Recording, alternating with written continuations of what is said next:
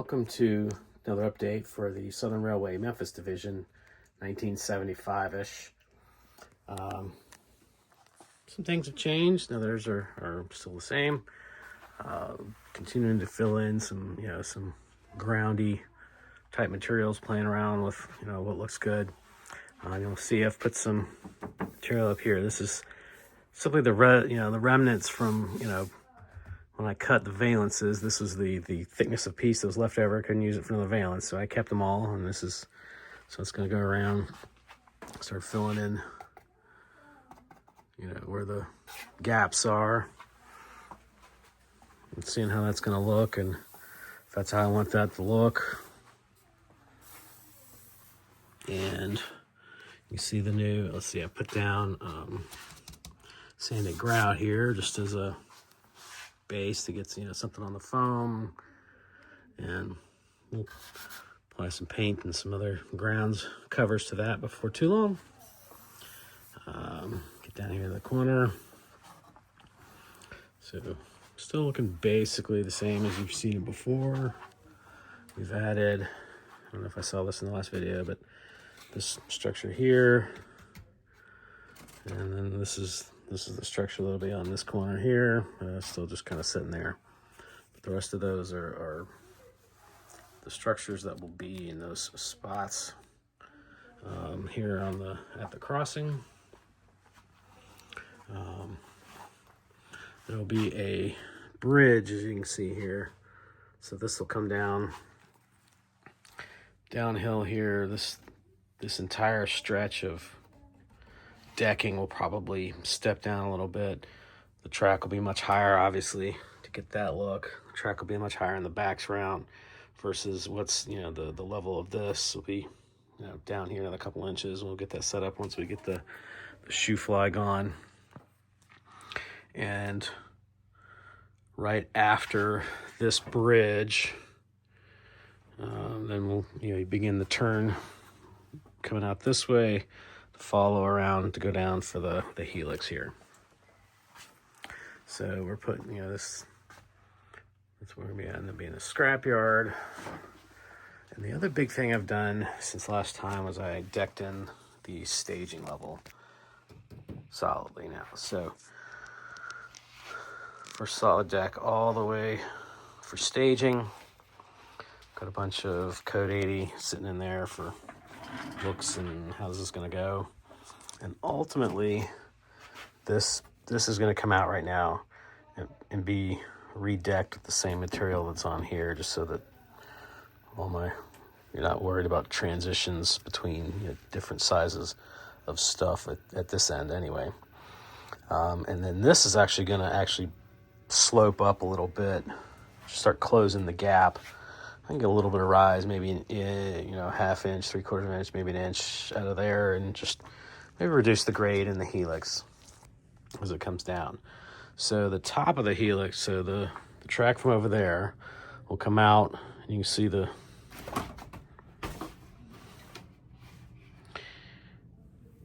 circular here. So the track will come around, come out this way, and come around and go down, going around that way. And then there'll also be a branch out right here that peels back and merges with that track. It's funny how that structure, that there's kind of a Y structure right here with the line going that way. So effectively, that's to Sheffield Yard from this line, and that's to Memphis from the line that's bending around here.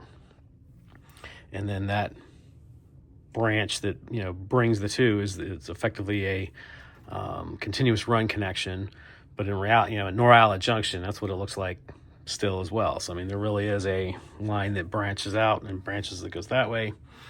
At Norala Junction, that goes, this line technically goes south of Birmingham. So even the structure of the track right here as it goes and enters the helix will be almost prototypical looking. Anyway, should be about 8 turns or so in the helix with about a 1.2% grade, which should be easily doable by the locomotive consist that I have and the projected train lengths. I think I'm going to use probably 1/4 inch plywood, 8 sections cut, and then over,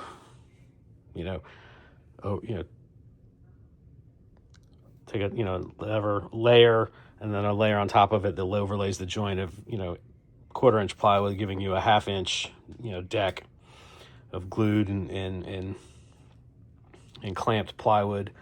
The risers, the risers will be threaded rod with screws and washers for height adjustment. You're not worried about trying to get, exact, blocks or anything like that in there for your risers. So I'll use 1/2-inch threaded rod, buy it in 4-foot lengths and cut it down to 16 or 18 inches to be able to put 8 sets all the way, 8 pairs all the way around for support to go from here to here. You'll notice the center of this is cleared so that, worst case scenario, you can crawl back inside of it and do stuff on the back side of it if you have to. So that's headed that way. It's funny, I'm laying out all this code 80, and I'm like, oh yeah, I got plenty of this code 80 to do the lower stuff, and I'm laying it out. I'm like, man, I'm running out. And I totally forgot that all of the shoe fly, plus, here and, a couple other places is still code 80. I'm like, oh, there's the rest of my track. And I knew I had more turnouts too. And I'm just like, where are all the newer turnouts? These, Pico, nice turnouts. So they're there, and I still have them. So you'll get 2 tracks, 2-track helix coming down, 2 tracks coming out here. It'll branch into, multiples here, probably 4 to 6 tracks coming down and around, and some will go on side. So the back side, the tracks that go back into there will be the longest, and there's probably going to be 8 of the longest tracks that run around all the way back to about this point. It'll dump back down to 2 spin around here, and then there will be some stub-ended stuff that goes back right through there, and then there'll be some passenger train staging will be right here, and the main one, well, the main closest to this side comes across right here. Main 2 is right there, and then every track past that will be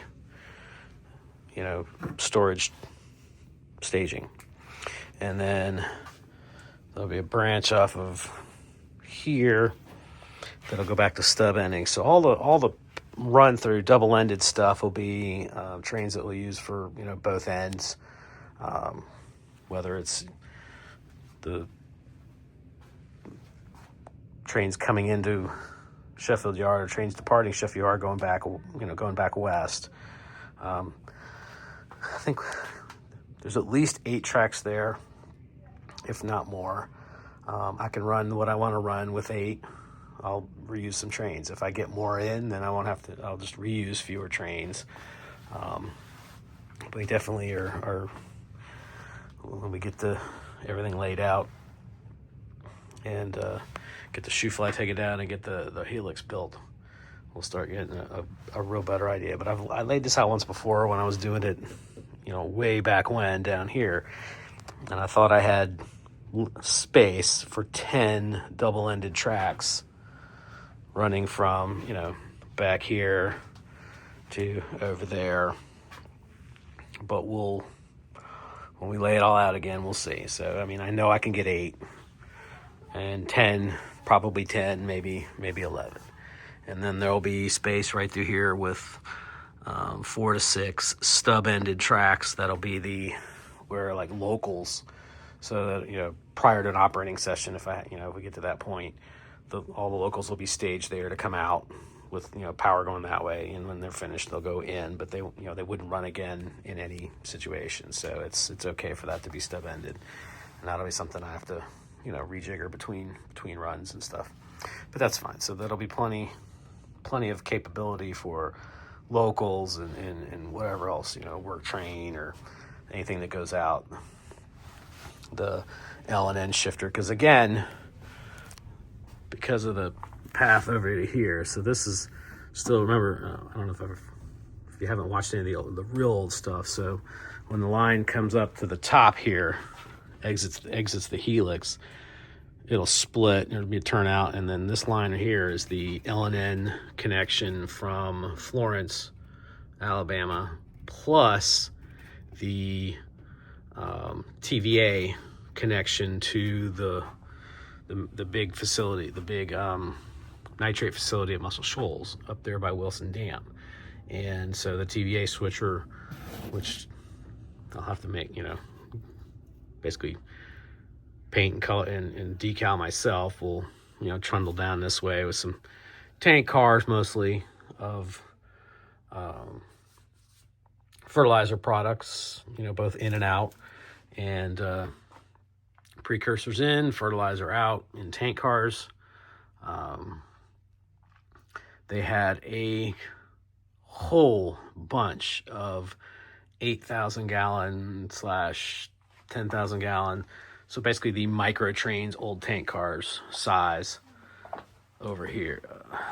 Right over here, there's a couple sitting out on the layout. They had a crazy number of tank cars in this size. So whether it's, I believe one of these is a micro trains, and the other one is, I think, an Intermountain or a Bachmann. Either way, I'm going to pick one of the two. A lot of times you can go to a train meet and find, people selling those, random weird micro trains, oddball micro trains cars for not too much money. And if I stumble into that at my next, meet or two, grab a bunch of those. I need, 6810 to be able to paint gray and letter for TVA. And that'll take care of that.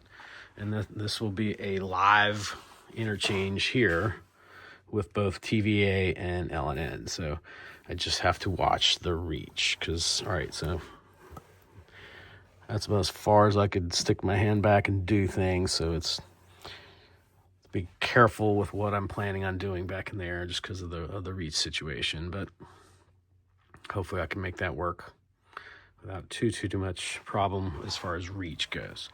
Now, again, I'm 6'1". I built my layout for my size. Anybody that shows up that's going to, ends up on the shorter side of things, I'll have, a step stool or something down here if they need to be able to get back there. Or just say, hey, look, you should probably pick a mainline run or something. I don't know. Just don't pick the TVA or the L&N shifter.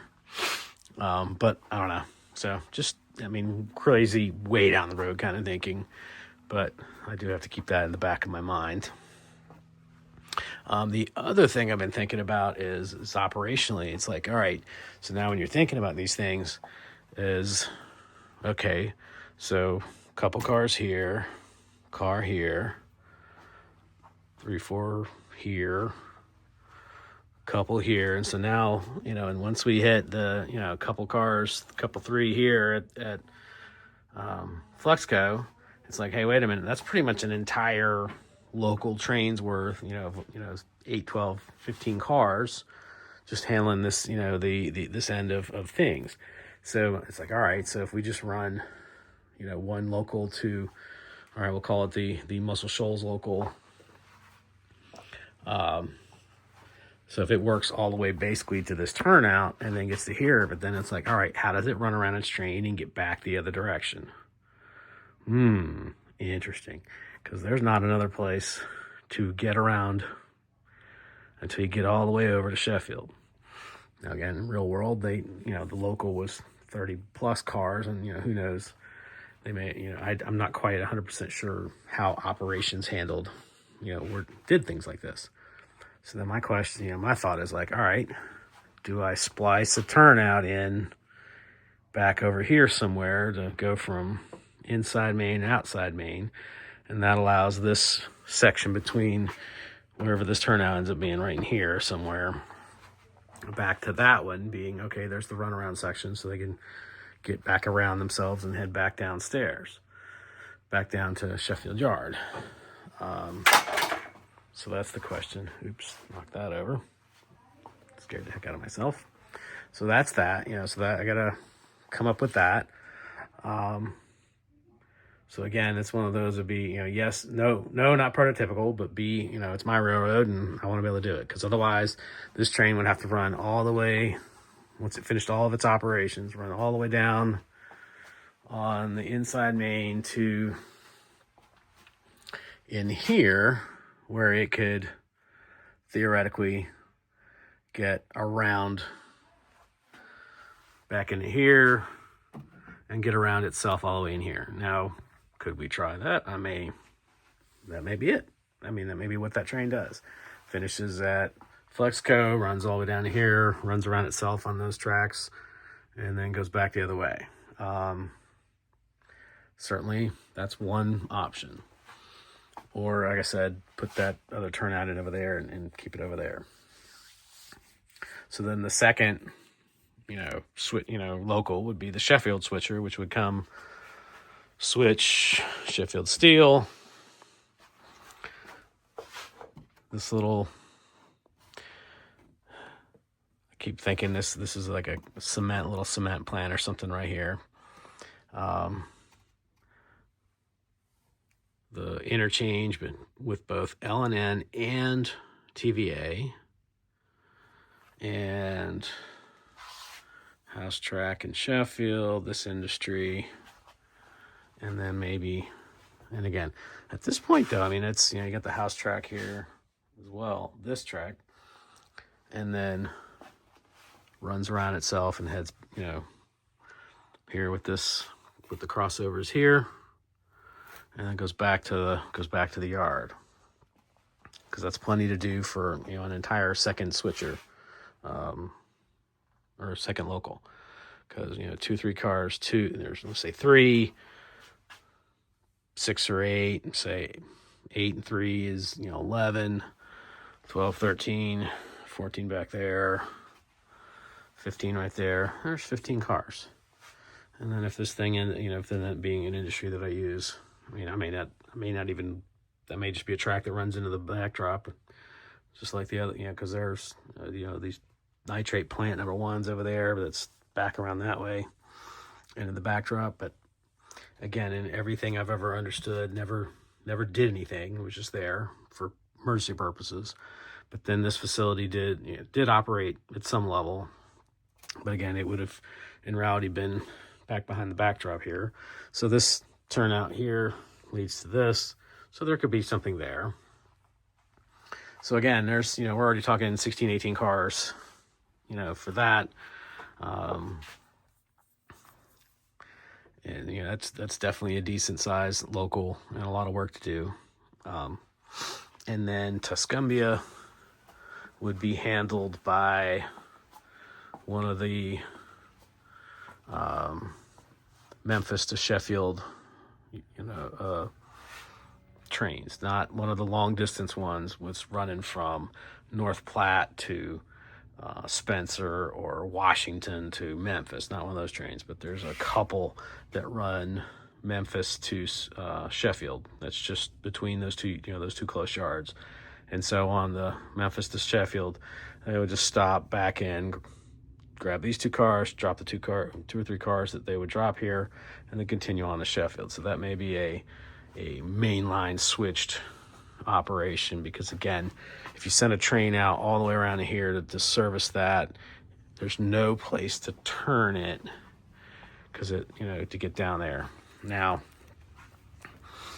so I could do that. Now, in reality, once you get past this bridge, the tracks down by Colbert Steam Plant, past the loadout for the coal train, there's just a group of spurs, goes to 3, there's a long siding and then a couple of spurs off of that, so 3 to 4 tracks.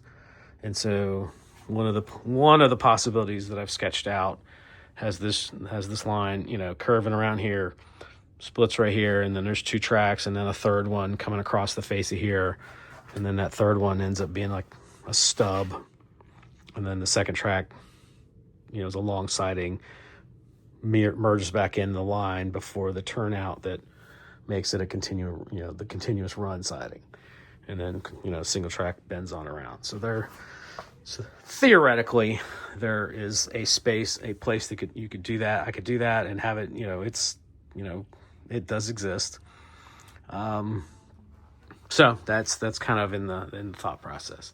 Well, we're at 20 minutes here, so this has been a long update. Appreciate anybody that has lasted all the way to this point. I do appreciate anybody, if you have any comments. I think I do leave the comments on for these things. By all means, drop me a comment. If you model the Southern Railway and you got any info about yours or what you do or anything like that, I'd love to see it. I don't know of that many Southern Railway layouts. I know of a couple, but that's it. I'd love to see what you got, big, small, or other ones. We're all modeling our favorite roads here to the best of our abilities. So, until we talk again, I appreciate you guys checking in.